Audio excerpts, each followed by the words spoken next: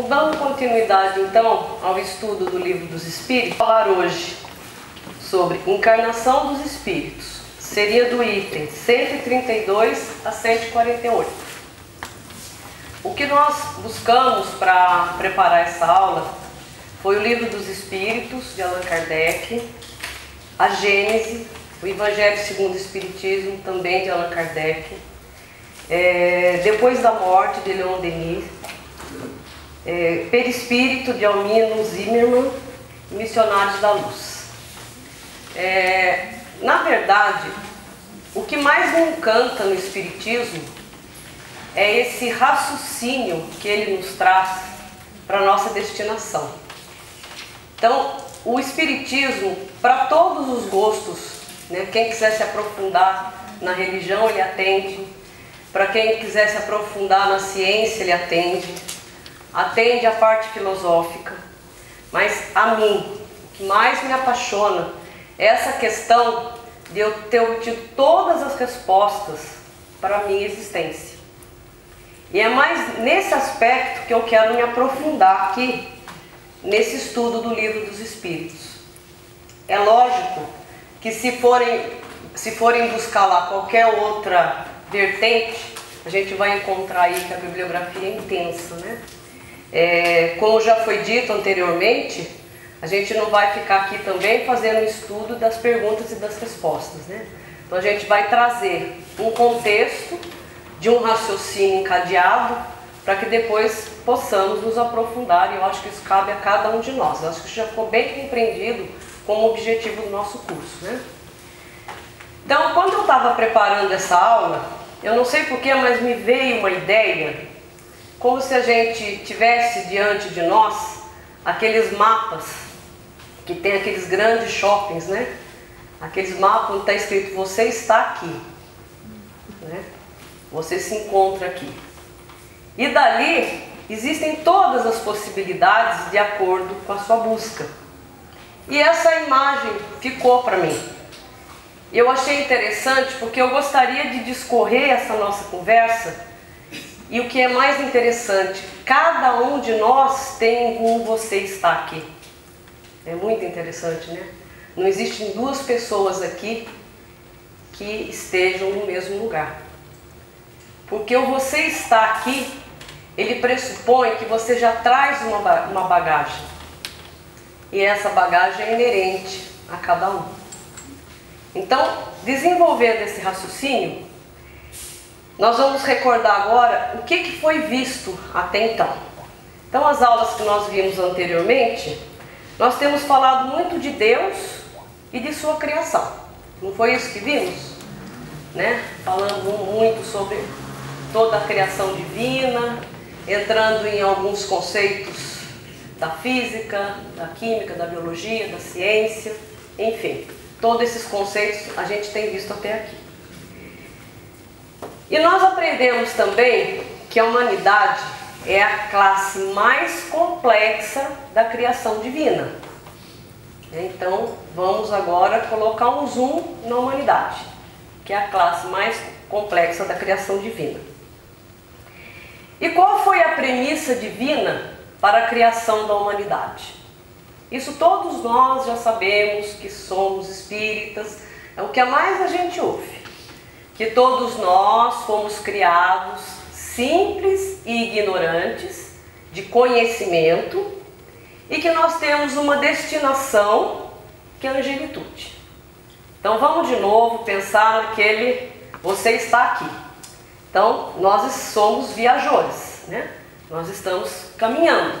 Nós viemos de um ponto de partida. E nós já sabemos aonde vamos chegar. Isso tudo não é escolha. Isso tudo já é uma verdade.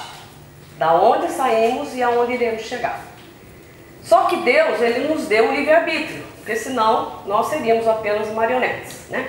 Vocês foram todos criados iguais e vão todos chegar à angelitude. Mas se não nos desse a capacidade de escolher como nós vamos trafegar esse caminho, seríamos marionetes e não seríamos os seres inteligentes criados por Deus. e aí Ele nos deu o livre-arbítrio. E aí é onde as coisas começam a ficar mais interessantes.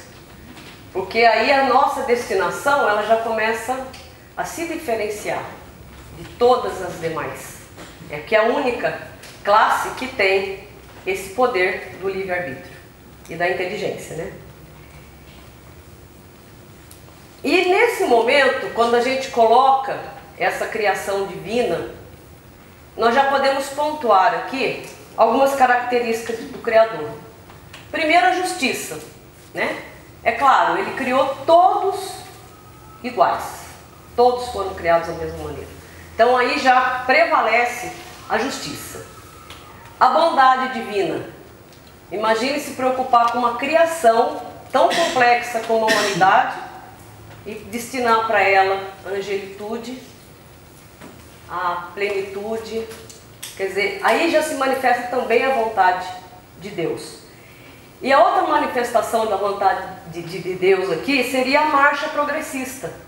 Porque partimos de um ponto e nós vamos caminhar em direção a um ponto adiante, a evolução. E como será que o homem vai trafegar de um elemento rudimentar à angelitude? A resposta, e o Espiritismo nos trouxe: sucessivas experiências encarnatórias. Então aqui começa já a se encadear, já começamos a ter as respostas de todo esse enigma da evolução. E nós vamos fazer aqui uma analogia na nossa vida terrena, né? Imagine quando criança nós abracemos uma causa de chegar a sermos um doutor. Nós queremos ser doutor em algum assunto. Como se processa? Isso de uma forma bastante grosseira. Então, primeiro nós temos que passar pela educação pré-escolar, não é assim? Depois nós temos que passar pelo ensino fundamental, pelo ensino médio, pelo ensino superior, pela pós-graduação, pelo doutorado. Então isso tudo é encadeado através de um processo. E o que o aprendiz necessita para que ele possa fazer essa escalada? Ele necessita de esforço, de determinação, maturidade, de tempo. Ele precisa de bons mestres e, o que é mais importante, de experiências para que ele possa sedimentar os conhecimentos adquiridos. Então, se fizermos essa analogia com uma coisa que a gente conhece, né, que é um estágio evolutivo, a gente pode começar a compreender um pouco como que nós saímos de um processo de um elemento rudimentar e vamos chegar à angelitude. Sucessivas encarnações é a forma proposta pelo Criador para que possamos trafegar o caminho que nos levará à iluminação. Então não tem outro. E aí o Livro dos Espíritos, na pergunta 132, ele faz a seguinte pergunta: qual o objetivo da encarnação dos espíritos? A resposta: Deus lhes impõe a encarnação com o fim de fazê-los chegar à perfeição. Então é exatamente isso que a gente vem analisando até então. E quando colocamos o livre-arbítrio, né, nesse processo, é onde as coisas, como já foi dito, começou a ficar mais interessante. Porque o livre-arbítrio, ele é dotado por um ser inteligente, né? Para você fazer escolhas, você tem que ter uma inteligência, que é uma característica dos seres humanos, né? E essa escalada evolutiva, ela vai se fazer de acordo com que a consciência for se expandindo. Então, a cada experiência, nas sucessivas encarnações, nós vamos aumentando o nosso arsenal de conhecimento, nós vamos nos melhorando do ponto de vista moral, a nossa consciência vai se expandindo e nós vamos, aos poucos, realizando a destinação divina. E aí, como temos o livre-arbítrio, nós escolhemos as nossas próprias rotas. Então a gente faz essa caminhada, essa viagem, da maneira como achamos mais adequado. E por isso a gente já começa a compreender a diversidade das encarnações. Isso já é uma explicação. Para nós espíritas, já começamos a compreender porque existe tanta diversidade de experiências de vida, né? E nós temos que viver nesse processo todo muitas encarnações. Nós temos que viver como homens, como mulheres, com condições sociais mais elevadas, mais difíceis, com conhecimentos, né, que eles vão, de uma certa forma, sendo gradativo. Nós temos que viver com grupos familiares diversos, alguns que auxiliem a nossa evolução, outros que servem de impedimento, isso talvez é necessário. O habitat que nós vamos escolher também é importante para a nossa evolução. É muito diferente se a gente nasceu num país de primeiro mundo ou se a gente nasceu num país que ainda tem problemas muito sérios com a evolução. E nós vemos isso hoje na Terra, né? Instantaneamente a gente percebe como é diversa a ocupação terrena, né? E aí, no Livro dos Espíritos, nós aprendemos que a encarnação, ou a reencarnação, para uns ela é expiação e para outros é lição. Por que será? Será que Deus tem alguma predileção por algum dos seus filhos? Isso já é uma consequência do uso do livre-arbítrio. Então percebe como tudo vai se encadeando, né? E para atingirmos a perfeição relativa, a nossa busca é pela perfeição relativa. Perfeição absoluta é só do Pai, né? E para atingir a perfeição relativa, nós temos que sofrer todas as vicissitudes corporal, que a gente conhece aqui como expiação. É só aí que o aprendizado se consolida. E a encarnação, então, ela tem duas finalidades. Uma delas é promover a nossa evolução e a inteligência divina falta muito ainda para a gente compreender, né? Outra finalidade da encarnação é auxiliar a evolução do universo. Então, enquanto nós evoluímos, o universo vai sendo construído. Então, até a própria construção e evolução do universo, isso foi deixado para que nós auxiliemos, para que nós ajudemos, né?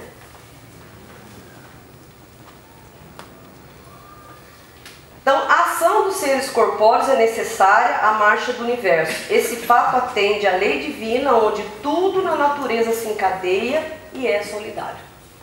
Quando nós estamos no estágio primitivo ainda da evolução, a gente não tem essa consciência e essa compreensão.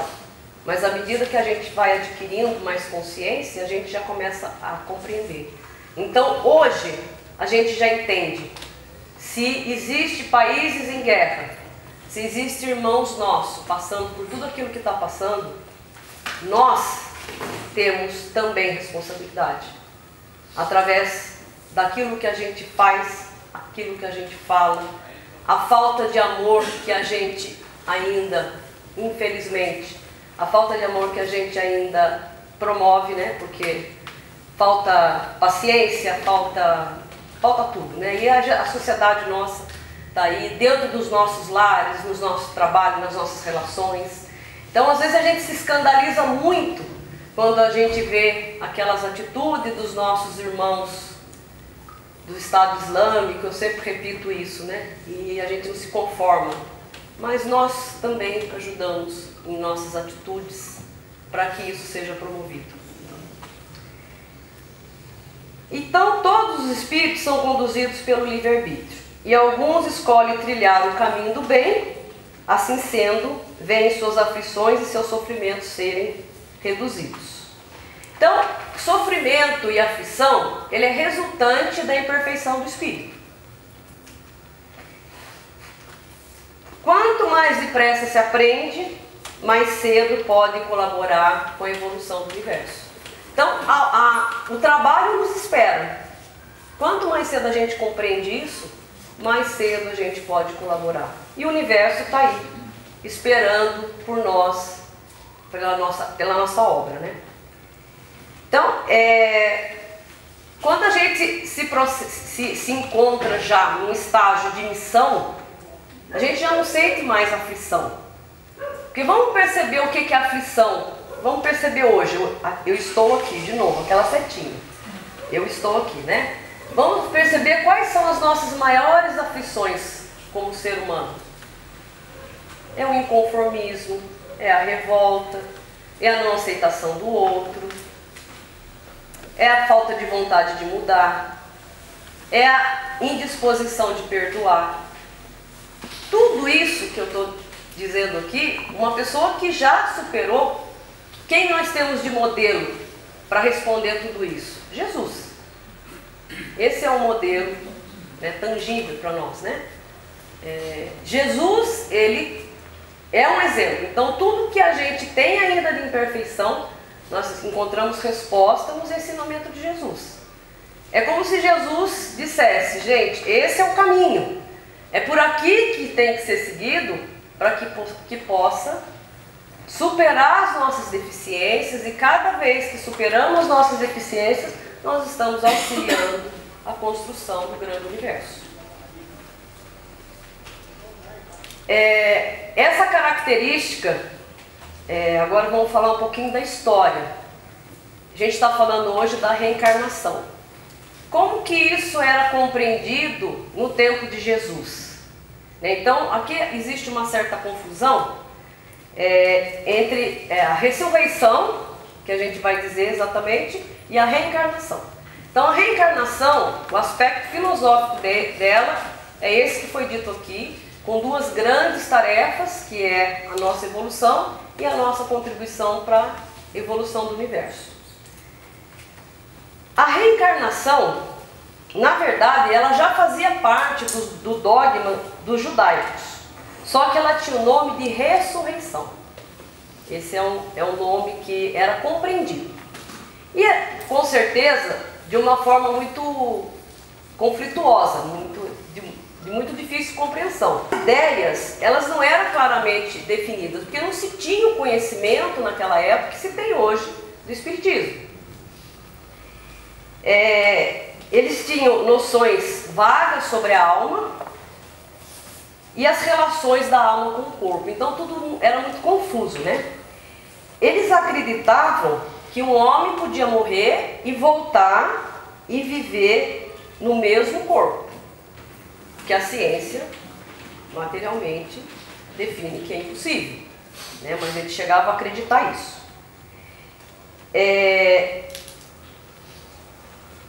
A reencarnação seria a volta do espírito à vida corpórea, mas em outro corpo, especialmente formado para ele. Um caso clássico de ressurreição no Evangelho seria o caso de Lázaro, né? Então Lázaro realmente, pela compreensão deles, ele teve lá um problema e ele voltou no mesmo corpo. Aquilo foi clássico. Agora, Jesus sempre explicava, e ele falava, um caso típico de reencarnação seria o caso de João Batista ter sido Elias. Em várias passagens do Evangelho é dito que a vinda, que João Batista ele seria o retorno de Elias, né? E tem um diálogo de Jesus com Nicodemos, que é um fariseu importante entre os judeus, e o diálogo é o seguinte: Jesus diz, se alguém não nascer de novo, não pode ver o reino de Deus. Isso é a afirmação de Jesus. Nicodemos responde, como pode um homem nascer sendo velho? Pode voltar ao ventre materno e nascer pela segunda vez? Responde Jesus, quem não renascer da água do Espírito não pode entrar no reino de Deus. O que é nascido da carne é carne, o que é nascido do Espírito é Espírito. Então, Jesus foi muito claro nesse diálogo. Só que a palavra água, naquele tempo, eles entendiam que ela significava o local da onde a terra saiu. Isso era a compreensão da água naquele tempo. Então, a água era o símbolo da existência material. Eles achavam que a água era o elemento gerador absoluto. Então, a água é o símbolo da natureza material e o espírito era o símbolo da natureza inteligente. Por isso que até hoje, algumas religiões, eles têm a prática do batismo para poder fazer renascer o homem. Esse foi o entendimento da época de Jesus e hoje ainda, muitas religiões ainda adotam. E Jesus se referia ao homem renascer com o corpo e a sua alma. O que Jesus falava, só que eles não tinham esse entendimento, nós não tínhamos, né? Porque com certeza a gente já estava lá ouvindo tudo isso, né? Então nós não tínhamos ainda esse entendimento, né? Então com o conceito de água, até hoje se acredita que se regenera o homem pelo batismo. Então teoricamente o homem não precisa fazer esforço nenhum para se livrar dos seus pecados, né? Apenas mergulha a cabeça dele lá na água, quando ele sai do outro lado, ele já está pronto para seguir, né? Então seria muito simples, né? E Jesus também, ele fez muitas alusões nesses diálogos com preexistência da alma e pluralidade da existência. Muitas alusões a isso. Então em todo momento nos diálogos de Jesus, ele confirma a reencarnação, em todos os momentos. E negar a reencarnação é renegar as palavras do Cristo. E por muito tempo a igreja renegou a reencarnação. E o que acontece? Eu sou muito ruim de história, viu, gente? Então se eu não tiver colinha aqui, sai tudo errado. Então assim, a partir do século IV, o cristianismo foi transformado em religião oficial do Império Romano, pelo imperador Teodósio. Quando isso aconteceu, o movimento cristão, ele se desviou completamente. Toda a estrutura teológica, ela foi montada para atender a casta sacerdotal dominante. Então, a partir daí, começou a criar todos os dogmas. E aí, para que a igreja ela tivesse poder absoluto de mando e de controle, ela se escondeu atrás de uma máxima: fora da igreja não há salvação. Então foi assim que ela foi nos domesticando, né? E quando ela coloca essa máxima, ela tira do homem o poder de evolução individual. Então o homem não precisa mais pensar em evoluir, em crescer, em trabalhar suas imperfeições, né? Ele só tem que ficar dentro da igreja. E a partir dali, a igreja determina as atitudes, né? Então foi dessa forma que com o tempo, né, foi se perdendo esse conceito. Mas na época de Jesus, e a reencarnação ela já era bastante difundida. Em muitos momentos ele se referia a ela, mas com o cuidado do entendimento da época, né?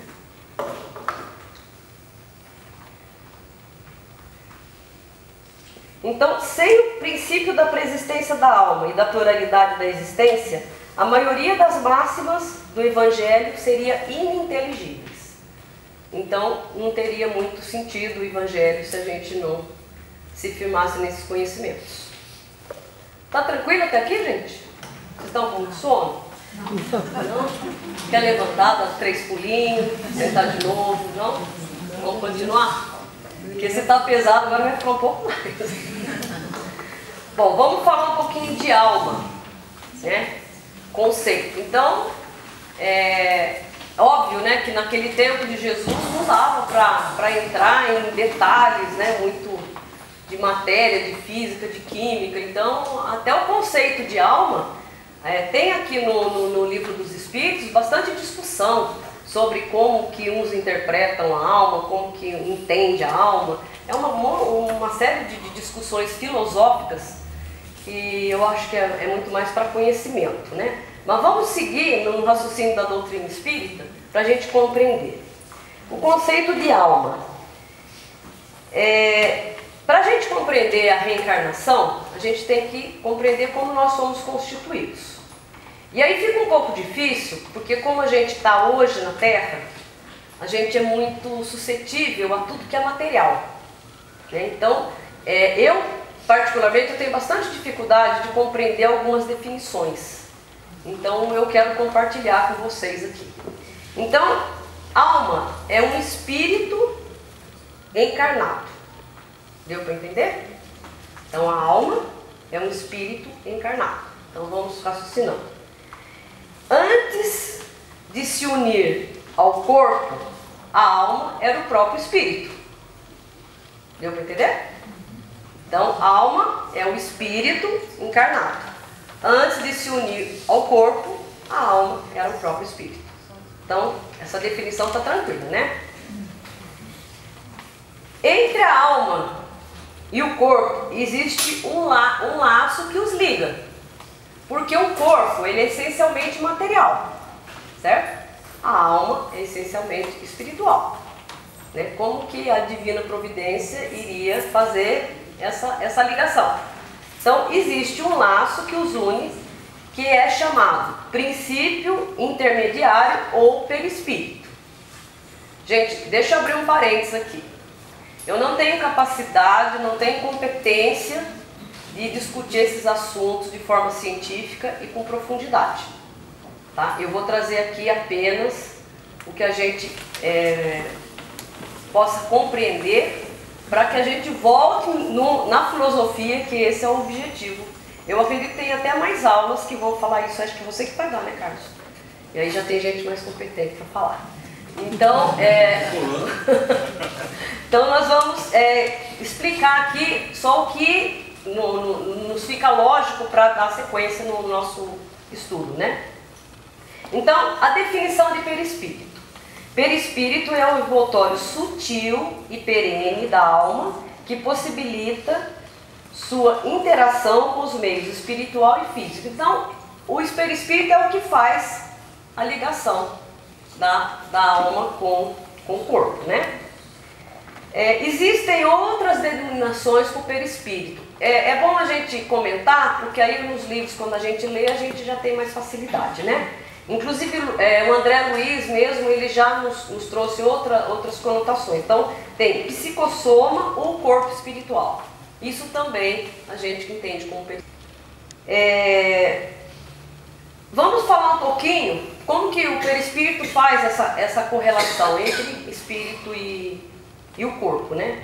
Ele tem umas propriedades, ele é uma matéria quintessenciada. Eu fui pesquisar sobre essa matéria. Na verdade, é uma matéria sutil, né? A palavra, se você for dividir a palavra, é que esse nome sugere que a palavra teria a matéria teria uma quinta dimensão, né? Mas o que nos interessa compreender é que é uma matéria sutil. Então é matéria, tá? É uma matéria diferente daquela que a gente está habituado, mas é uma matéria.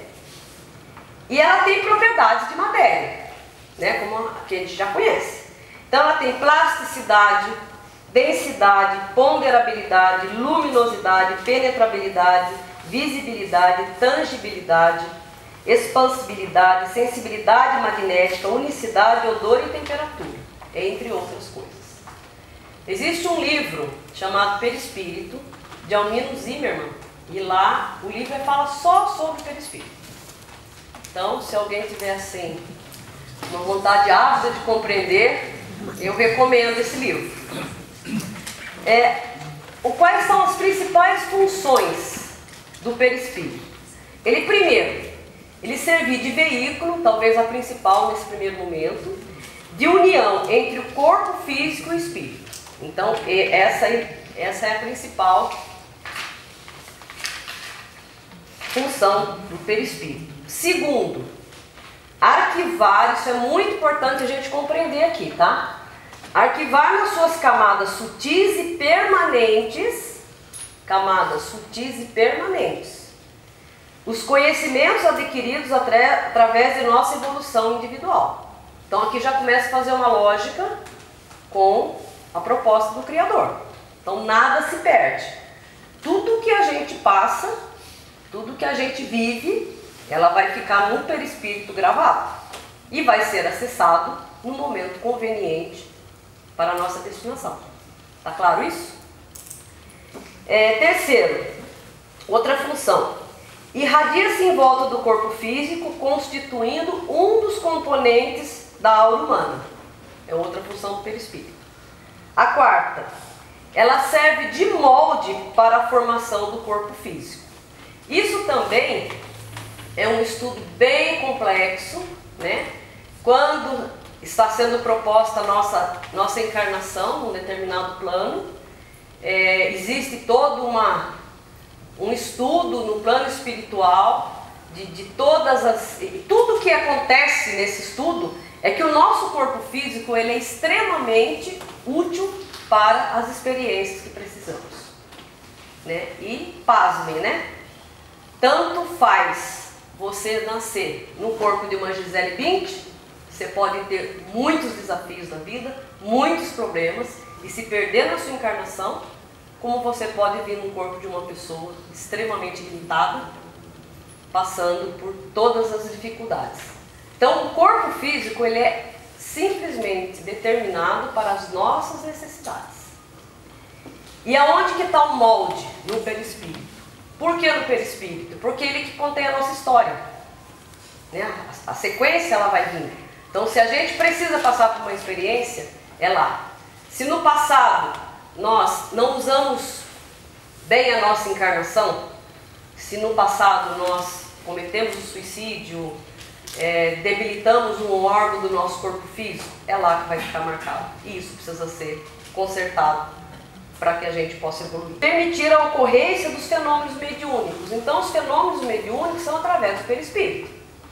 É bom a gente entender que tudo que a gente estuda é o perispírito que se movimenta, né? Então, para resumir, o homem é constituído de 3 partes essenciais. Então, a gente já tinha aprendido lá atrás que era cabeça, corpo e membros, não é? Não é isso? Agora a gente aprendeu um pouquinho mais, tá vendo como a gente está na escala evolutiva? Então, são as 3 partes? É o corpo ou ser material. Isso aqui é fácil. Isso ninguém discute, todo mundo vê e está aqui, certo? Que na verdade é o menos importante, mas é o que todo mundo concorda, inclusive os materialistas, né? Ateus e coisa que vale. Então, nós temos o corpo ou ser material, análogo aos animais, que os animais também os têm, né? E ele é animado pelo mesmo princípio vital, a aula da bio, certo? Então, isso que anima o nosso corpo físico. Ele é um envoltório material, temporário e é abandonado na morte. Até aqui ninguém se espantou, né? Todo mundo concorda. Outra formação do homem. Aí já começa a ficar um pouquinho mais complicado. Mas vamos lá. Perispírito. Ninguém, né, com os olhos normais não viu, mas nem sentiu, mas existe o perispírito. Aí seria um invólucro fluídico, permanente, invisível aos sentidos naturais, que acompanha a alma em sua evolução infinita e com ela se melhora e purifica. Opa, já tem uma novidade aqui. Então, o perispírito, ele evolui, ele melhora e ele acompanha a evolução, certo? E por último, a alma. Se já tem dificuldade de ver o perispírito, a alma então, né? Aí que a gente tem que acreditar. A alma é o princípio inteligente, centro da força, foco da consciência e da personalidade. E aí isso individualiza a criação humana, certo? Cada um de nós tem a sua. No livro de Leon Denis, Depois da Morte, ele diz: a alma, desprendida do corpo material e revestida do seu invólucro sutil, constitui o espírito ser fluídico. Essa é a definição que ele dá. Podemos considerar alma e espírito como sendo a mesma coisa.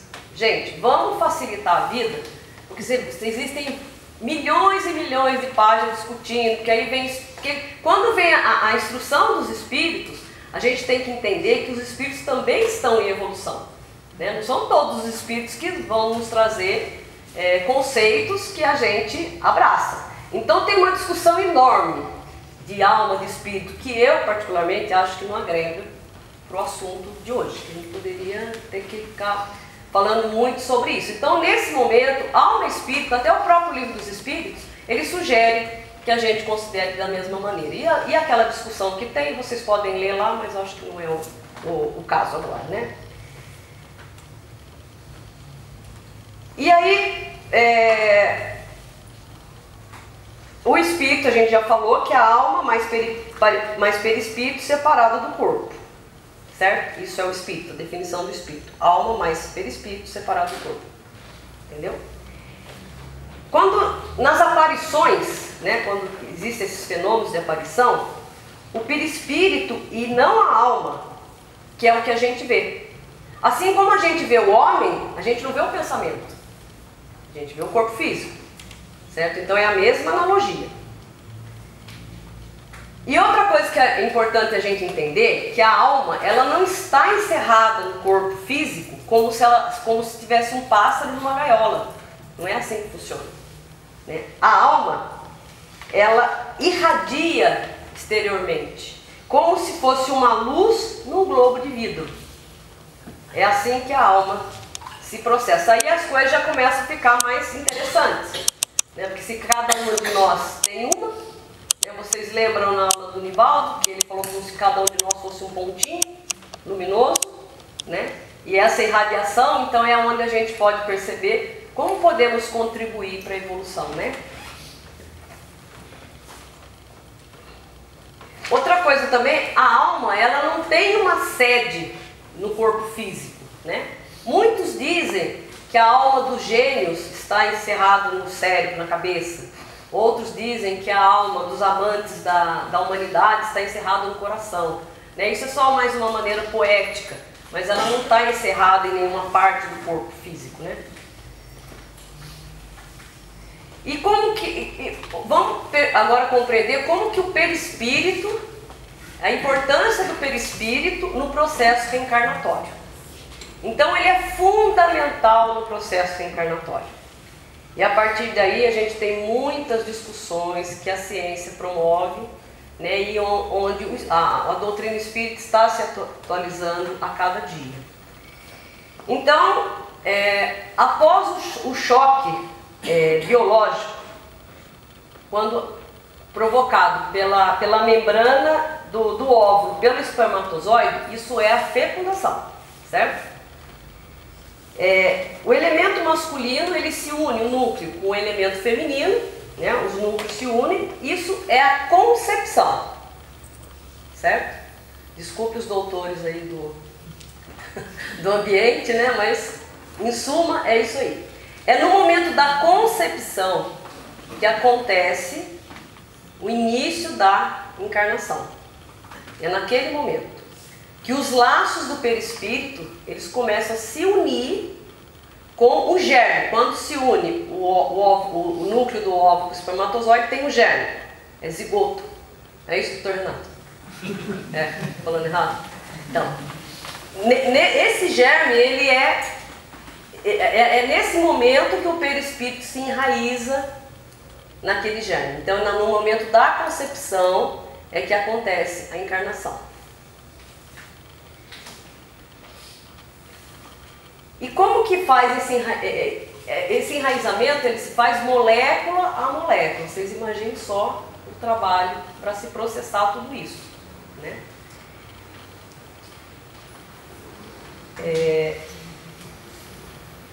E esse processo é um processo que ele vai só se completar com o nascimento, tá claro? Então ele se inicia naquele momento da concepção e ele só se completa com o nascimento. A Gênese, eu vou ler aqui para vocês, porque eu acho que está bem explicado aqui.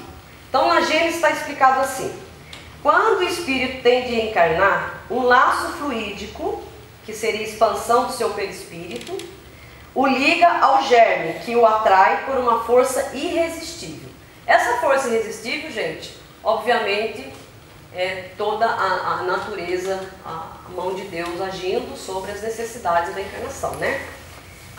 Desde o momento da concepção, sobre a influência do princípio vital material, então aqui já está presente o princípio vital, do germe, o perispírito que possui certas propriedades da matéria, aquelas que a gente acabou de ver, se une molécula a molécula ao corpo em formação, donde pode-se dizer que o espírito, por intermédio do perispírito, se enraiza de certa maneira nesse germe como uma planta na terra. Ficou claro? Quando o germe chega ao seu pleno desenvolvimento, se completa a união. Nasce então o ser para a vida exterior.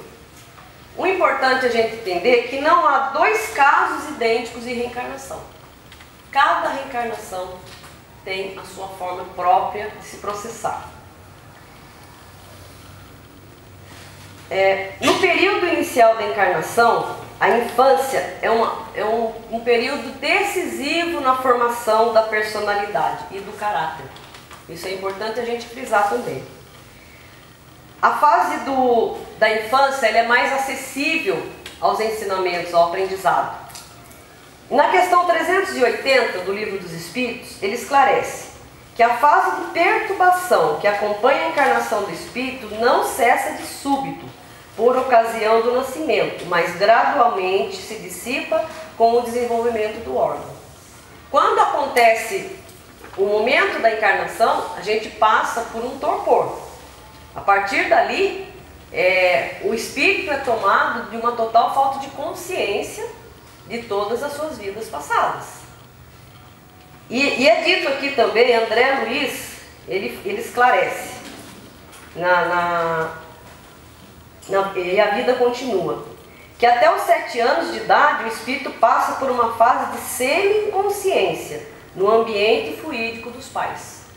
Nenhum de nós somos testemunhas do momento do nosso nascimento. Porque o momento do nascimento a gente está como que adormecido. E aí, depois que nascemos, nós vamos recobrando até os 7 anos de idade. É uma idade crítica para a gente recobrar toda essa consciência, né? Os missionários da luz, eles esclarecem que o colaborador espiritual, todos nós temos, né? Nosso colaborador espiritual para acompanhar nosso crescimento, ele é designado para acompanhar a reencarnação, até que ele atinja os 7 anos de idade após o nascimento, ocasião em que o processo reencarnatório está consolidado. Após esse período, sua tarefa será amenizada. Então ficou bem claro como é isso aqui, né? E aí o que acontece? Depois que a gente começa a recobrar a nossa consciência, aí nós vamos começar a passar pelo nosso processo de evolução. E aí nós vamos ter todas as experiências necessárias à nossa evolução para que a gente possa atingir a plenitude, né? E à medida que a gente adquire graus maiores de consciência, a gente vai trabalhando com mais dedicação às nossas deficiências. É muito ruim quando a gente ainda está naquele estágio onde a gente sofre, onde a gente não está feliz, onde alguma coisa nos incomoda, só que a gente só coloca a culpa disso tudo fora de nós. Esse é um estágio onde a consciência ainda não está desperta. Quando a gente compreende que tudo que passamos tem uma causa, que nós não somos vítimas, que tudo que nos acontece tem um propósito, e quando a gente começa a assumir a rédea da nossa própria existência, onde os caminhos começam a ficar mais suaves, né? Enquanto a gente expande a consciência, enquanto a gente evolui, a gente já começa a olhar de lado e já começa a perceber os nossos companheiros de sofrimento, aqueles que ainda não adquiriram esse estágio de consciência, e a gente começa a ver qual é a melhor maneira de auxiliar. E sem a gente saber, nós estamos contribuindo para a construção do mundo.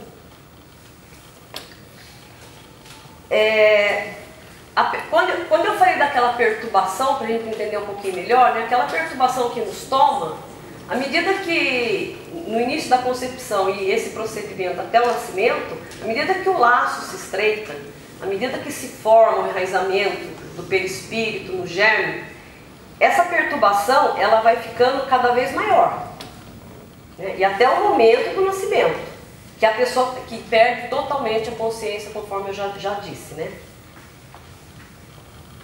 Ao longo do desenvolvimento do corpo físico, vai recobrando a consciência de si mesmo, como a gente já falou. Só que nós precisamos entender que a gente esquece as lembranças, mas nós não perdemos aquilo que a gente adquiriu de faculdade, de aptidão, de qualidade. Isso a gente não perde. E à medida que a gente vai evoluindo, a gente vai tendo mais facilidade para isso ou para aquilo. Por quê? Porque provavelmente a gente já iniciou esse aprendizado em vidas anteriores. Então é importante a gente entender que nós renascemos no mesmo ponto que nós deixamos na nossa experiência anterior. Então aqui ela tem a característica de progresso, né? Nada se perde. Novo ponto de partida, novo degrau na escada evolutiva. Novamente aqui nós nos deparamos com a bondade de Deus, sempre nos dando novas oportunidades. E por mais antigo que seja o espírito, por mais que ele já tenha vivido, já tenha caído, já tenha levantado, cada vez que se inicia uma encarnação, ele sempre é um homem novo. Só que a gente não precisa lamentar. Vamos voltar naquela imagem. Você está aqui. Vamos supor que a gente descobriu isso hoje. Eu não sabia disso. Não dá mais para lamentar. Então, a partir daqui, vamos nos tornar um homem novo. A partir dessas buscas que estão sendo colocadas, porque a gente tem essa compreensão. E nós temos algumas responsabilidades durante a encarnação. A responsabilidade de prover a nutrição do corpo, da nossa segurança, do nosso bem-estar, de aplicar as nossas faculdades em benefício próprio e do bem comum. Então, enquanto evoluímos, nós temos que prestar atenção, que são essas nossas responsabilidades. Eu achei interessante trazer aqui: somos agentes inconscientes do Criador. Eu vou repetir: somos agentes inconscientes do Criador. Toda obra da criação é executada com o nosso auxílio. Olha que vergonha. Mas é uma verdade. O desencarne, ele se processa pelo efeito contrário. Então tudo que foi explicado na encarnação, no desencarne é o efeito contrário. O princípio vital do germe, ele deixa de atuar, quer dizer, a matéria morre, né? O perispírito se desprende molécula a molécula, assim como foi unido, e o espírito é posto em liberdade. Não é a partida do espírito que causa a morte. É a morte do corpo físico que causa a partida do espírito. Então é bom a gente entender isso também. E Allan Kardec, ele enfatiza também que a encarnação, ela é muito mais preocupante que o desencarne. Tem algumas filosofias orientais que choram quando nasce alguém e faz festa quando alguém se vai, né? Então, no momento de encarnar, a perturbação do espírito é muito maior do que no desencarne. Pela morte, o espírito sai da escravidão. E pelo nascimento, ele entra nela. Então isso é uma coisa que a gente não pode se esquecer.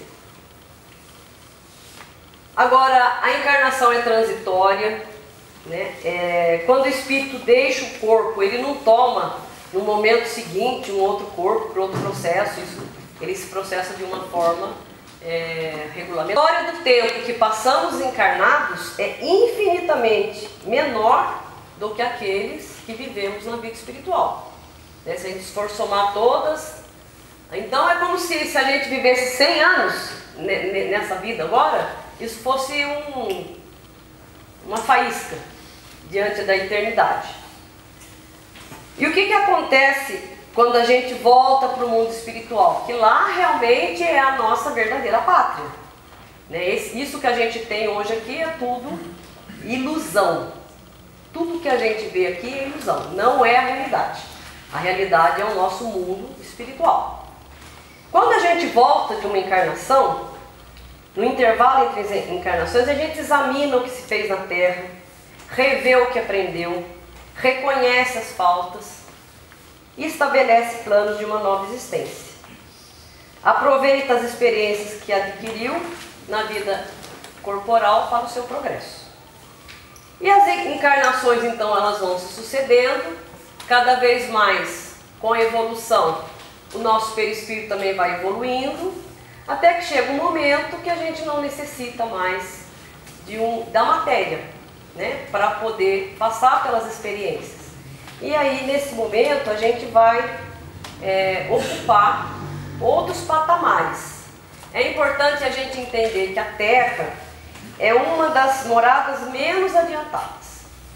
Mas tem um consolo, tem ainda moradas mais atrasadas que a Terra. Então, não é para ninguém se matar por isso. E nós temos também uma trajetória imensa para perseguir. E como que a gente vai perseguir essa trajetória? Quem que vai comandar? O livre-arbítrio, expandindo nossa consciência, deixando que cada um de nós tomemos a responsabilidade do seu destino e a compreensão de como isso se processa. Agora, para encerrar, nossa, dá para encerrar, né? Vamos falar um pouquinho do materialismo. O materialismo, na verdade, muita gente acha que é culpa da ciência, que a ciência ela leva o homem a pensar no materialismo e que os fisiologistas, anatomistas, por tanto estudarem, ele acaba se tornando materialista. A ciência não tem nada a ver com isso. De novo, a causa é o homem. O homem, ele, de tanto que estuda, ele chega num patamar de arrogância intelectual que ele não admite a existência daquilo que ele não compreende. É simples assim.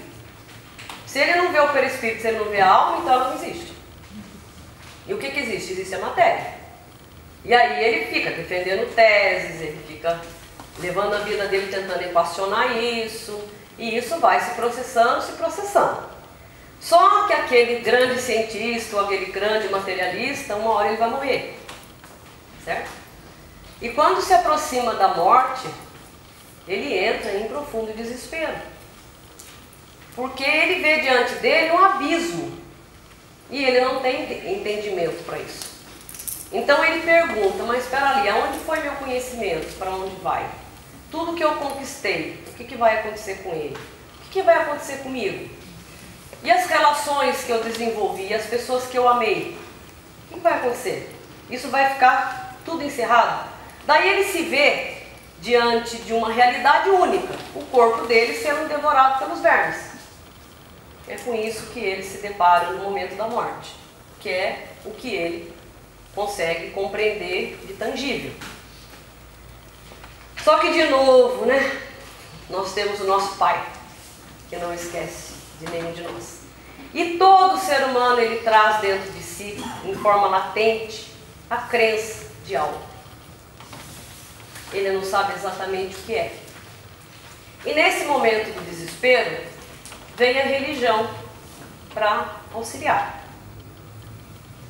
E aí as religiões, elas ficam conjecturando, ficam trazendo algumas definições, e são todas aquelas pelas quais nós fomos moldados, desde o princípio até agora. E aí começa a discussão sobre alma, o que acontece com a alma, não, porque a alma é um sopro divino, não porque depois que morre aí todo mundo fica no todo, como se uma gota no oceano, que na verdade isso que é a mesma coisa de nada, né? Porque se a gente perde a nossa identidade, tudo aquilo que a gente conquistou na hora que retorna, né, então para que serviu todos os nossos esforços? Mas enfim, como o homem vem procurando ao longo do tempo explicações, são as explicações que a gente tem recebido, né?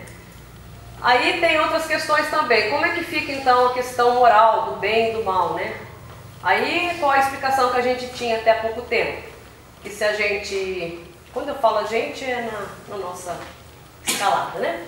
Quando a gente faz o bem, que a gente é bonzinho, a gente vai para o céu e fica lá tocando harpa. Nossa, deve ser um porre, né? Mas fica tocando harpa para a eternidade. É a explicação que a gente tinha. Ou senão a gente vai para o inferno e fica lá, queimando no fogo do inferno. Mas enfim, foram essas as explicações que foram dadas ao longo do tempo. Aí vem o Espiritismo. E o que diz o Espiritismo para nós? Aí a coisa já começa a fazer sentido, né? Aí ele define a alma, ele define o perispírito, ele define como faz a união da alma com o espírito. Ele define como que se processa essa viagem à plenitude. E o Espiritismo, então, ele é o maior instrumento para a religião.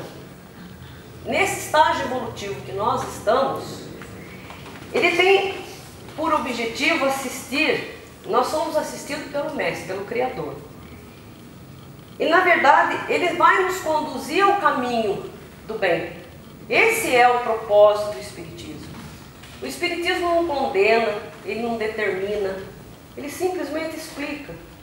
Ele mostra de novo para você que você tem consciência, que você é que constrói o seu amanhã, que você pode chegar aonde você quiser. Voltando de novo àquela figura do shopping lá que a gente foi e que tem você está aqui. Hoje a gente sabe onde a gente quer chegar. Cada um de nós sabe. Tudo bem, pode ser que o que a gente procura está do nosso lado. E o shopping tem 10 andares. Pode ser que a gente vá no 10º, vai no primeiro. Fica. Tem a vida inteira para ficar buscando, mas o que a gente está buscando está aqui do lado. Se a gente fizer uma analogia dessa, o Espiritismo, ele na verdade, eles nos mostra qual é o caminho a seguir, como isso se processa, mas de uma forma racional. E tudo aquilo que fugir da racionalidade, nós temos que nos debruçar um pouco mais, estudar e buscar outras explicações. Então é isso.